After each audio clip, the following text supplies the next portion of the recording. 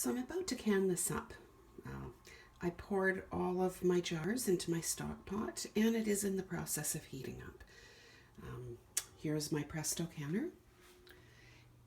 I've added my water as well as a dash of vinegar so it doesn't get clouded on all the jars. Here's the lid. What I've done is I've checked this. I've looked through the hole, that's not blocked. And the overpressure valve is in good condition. So over here, I have my jars soaking in boiling water. My lids, I should say, sorry. My lids are soaking in boiled water with the magnetic wand, this, and here, because I'm pressure canning something that involves meat, the stock, there is going to be a lot of oil or fat.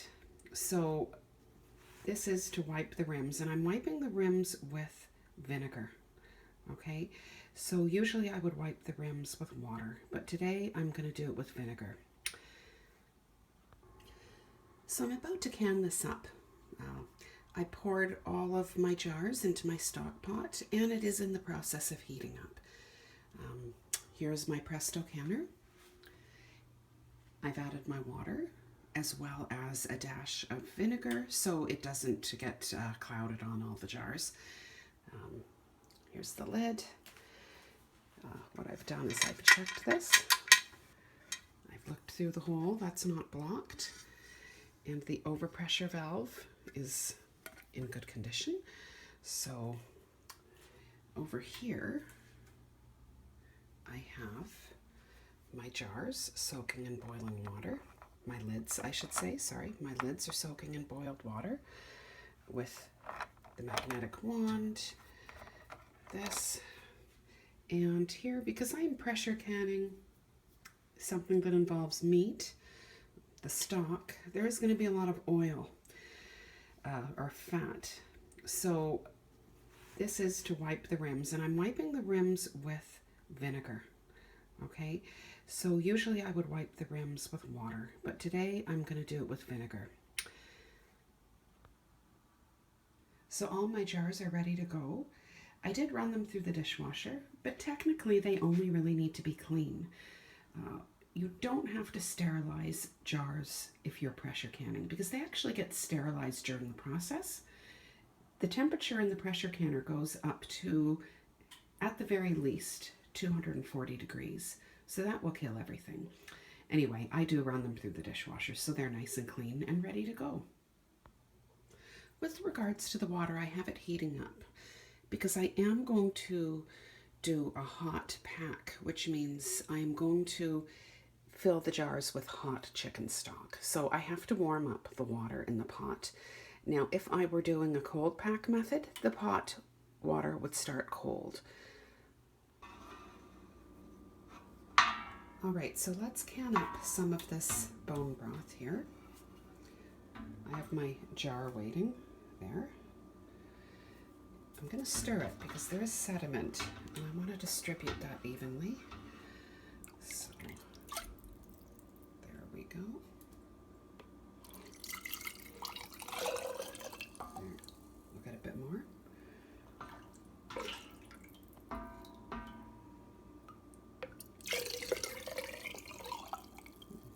And a bit more because we want about an inch headspace. Just stirring that.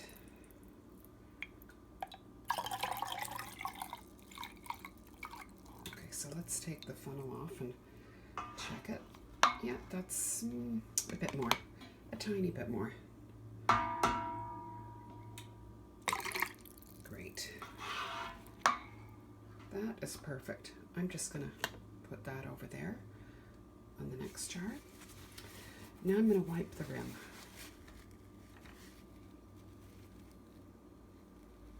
So I've dipped it in vinegar. I don't want any oil or fat on that rim. And I won't use that part of the paper towel again. I'll move on to another piece the next time I wipe another rim. So we're going to put the lid on This is how I do it.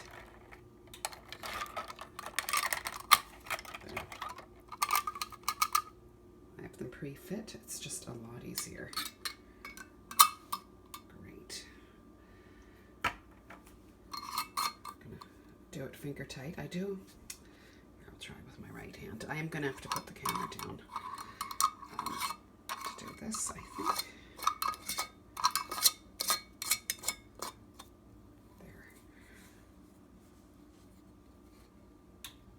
So that is probably needs to be a little bit more tight, and then I'll put it in the pressure canner.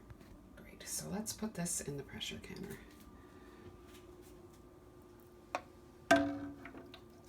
Great, so I'll fill that up and I'll come back when it's all filled up. So this is what I have. It amounted to 20 jars plus a little bit, which I will have now. The manufacturer of my pressure canner says 20 pints maximum. I usually do 18 maximum of regular jars. That would be 16 with wide mouth.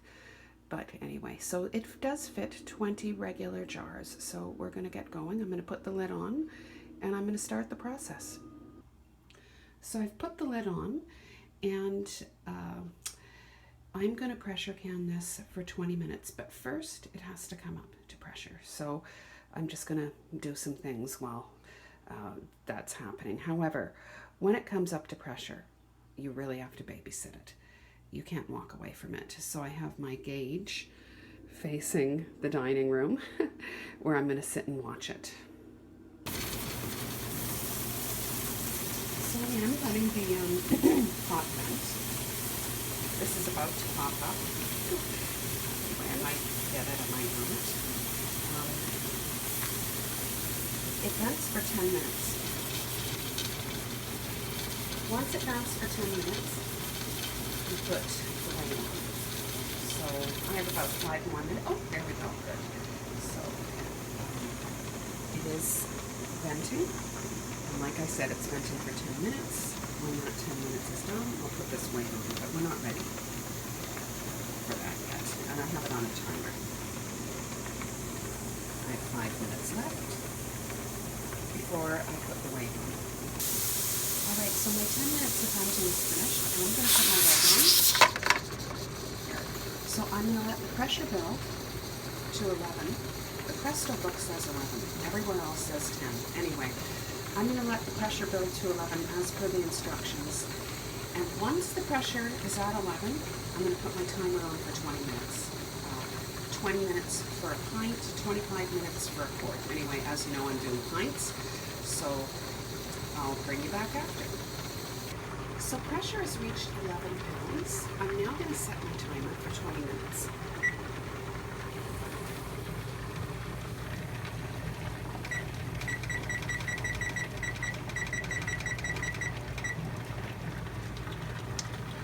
At which point, when the 20 minutes is up, I'm going to turn off the stove and I can walk away. I can go about my business.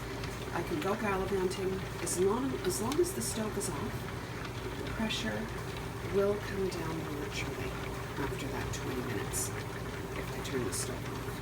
I used to carry the pressure canner off of the element onto a cool element, but it is too heavy, and you know, I have scratched the surface of my stove, so it's just not worth it. I just let it come down naturally. Like I said, you don't have to babysit it. You can go gallivanting, you can do what you want, and then take out the jars once the pressure is fully down and this drops. You can take the lid off. Anyway, we're far from that stage now, but as you see, the pressure is going up. So I'm going to start adjusting the temperature of the element, because I don't want it up to 15. Really, 13 is as high as it gets, so I'm going to go do that, and I'm going to adjust it so it stays just a bit lower.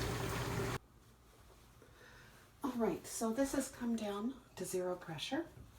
I'm going to take off the lid. Actually, I'm going to take off the weight first. There. I'm going to take off the lid. opening it away from me. There. Just going to put the lid there. There we go. I like to rest it on the weight so some air gets under it. Okay. So let's turn on the light. Right, that might be better. All right. There we go. So 20 jars. That's what it looks like. I'm going to put that over to cool.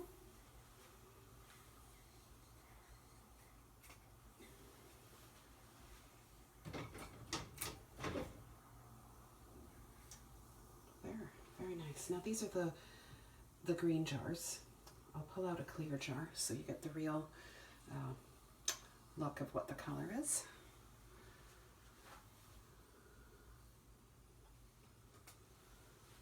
Let's pull out a clear jar. Here we go. There. Some people like to sieve out the sediment. I don't like to. It's got nutrition in it, so I like to keep it.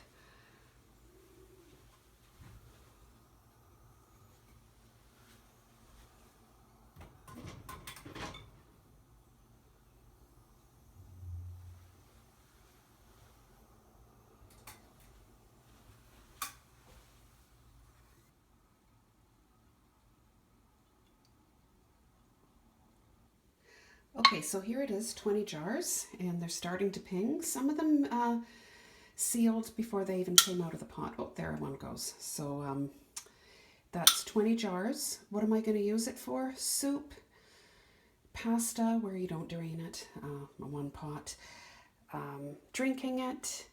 I mean, there's just so many things you can do with it. Rice, you know, the list is endless. So there we go. I'm well supplied. And why can it? Well, I want to make space in my freezer. I do freeze some from time to time, but this just frees up space in the freezer. So this works for me. Hope you'll try it.